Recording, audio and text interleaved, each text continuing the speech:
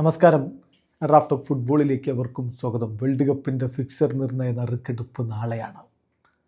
Football പ്രേമികളൊക്കെ വളരെ ആകാംക്ഷയോടുകൂടി അത് കാത്തിരിക്കുന്ന ഒരു സമയം കൂടിയാണ്. അപ്പോൾ ഈ സമയത്ത് ന്യൂയോർക്ക് ടൈംസ് ഈ വേൾഡ് കപ്പ് കളിക്കാൻ പോകുന്ന 100 താരങ്ങളുടെ ഒരു റാങ്ക് പുറത്തുവിട്ടിട്ടുണ്ട്. ഒന്നാമതാര്, രണ്ടാമതാര്, അങ്ങനെ. അപ്പോൾ 100 പേരെ കൂടി നമ്മൾ നോക്കുന്നില്ല, കാരണം അത് നീണ്ടൊരു ലിസ്റ്റാണ്. അതുകൊണ്ട് 10 പേര്, ഏറ്റവും മികച്ച 10 പേര് ആരൊക്കെയാണ്? ന്യൂയോർക്ക് ടൈംസിൻ്റെ ദി അത്ലറ്റിക് പബ്ലിഷ് ചെയ്യുന്ന 100 പേരുടെ ലിസ്റ്റിൽ ടോപ്പ് 10 ആരൊക്കെയാണ്? അടുത്ത വേൾഡ് കപ്പിൽ മിന്നിക്കത്തുമെന്ന് പ്രതീക്ഷിക്കുന്ന ടോപ്പ് 10 പ്ലേയേഴ്സ്. 10ാം സ്ഥാനത്ത് ജിയാൻലൂഗി ഡോണാരുമ, ഇറ്റാലിയൻ ഗോൾ കീപ്പർ. പക്ഷേ അദ്ദേഹത്തിൻ്റെ ടീം ഇപ്പോഴും 100% വേൾഡ് കപ്പിന് യോഗ്യത ഉറപ്പാക്കിയിട്ടില്ല. പ്ലേ ഓഫിൽ നിൽപ്പാണ്, എത്തും, കളിക്കും എന്ന പ്രതീക്ഷയിൽ തന്നെയാണ് ആരാധകർ. 10 ജിയാൻലൂഗി ഡോണാരുമ. 9 കെവിൻ ഡിബ്രൂയനെ, ബെൽജിയത്തിൻ്റെ താരം കെവിൻ ഡിബ്രൂയനെ ഇപ്പോൾ ഇറ്റാലിയൻ സീരിയയിൽ കളിച്ചുകൊണ്ടിരിക്കുന്നു. സോ ഡിബ്രൂയനെ ഈ പ്രായത്തിലും 9ാം സ്ഥാനത്ത് വരുമ്പോൾ 8ാമത് സാക്ഷാൽ ലിയോ മെസ്സി, 38 വയസ്സുള്ള മെസ്സി. അടുത്ത വേൾഡ് കപ്പിനിടയ്ക്ക് അദ്ദേഹത്തിന് 39ാമത്തെ വയസ്സാവും. അപ്പോൾ ആ മെസ്സി ഇപ്പോഴും അടുത്ത വേൾഡ് കപ്പിൽ മിന്നിക്കത്തി കളിക്കുമെന്ന് പ്രതീക്ഷിക്കുന്ന താരങ്ങളുടെ റാങ്കിൽ 8ാം സ്ഥാനത്തുണ്ടെങ്കിൽ അത് ചില്ലറ കാര്യമല്ല.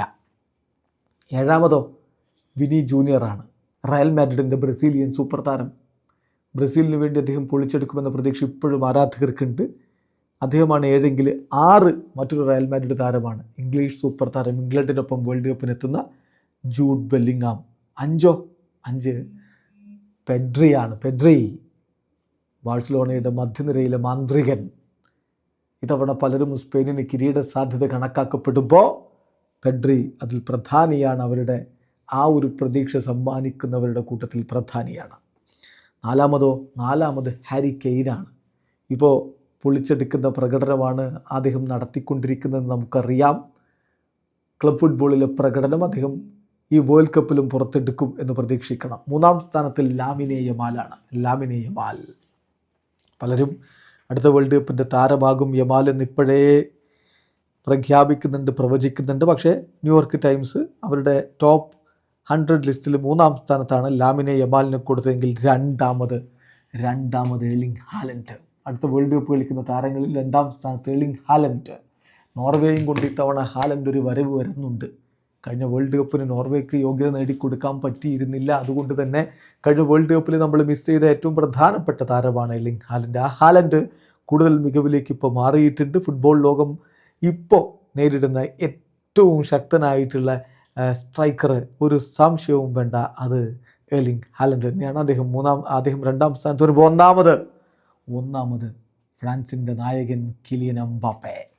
റയൽ മാഡ്രിഡിൽ എന്തൊരു കളിയാണ് അദ്ദേഹം കളിച്ചുകൊണ്ടിരിക്കുന്നതെന്ന് ലോകത്തെ ഏറ്റവും മികച്ച താരമെന്ന് പോലും പലരും ഇപ്പോൾ വിശേഷിപ്പിക്കുന്ന ഘട്ടമല്ലേ.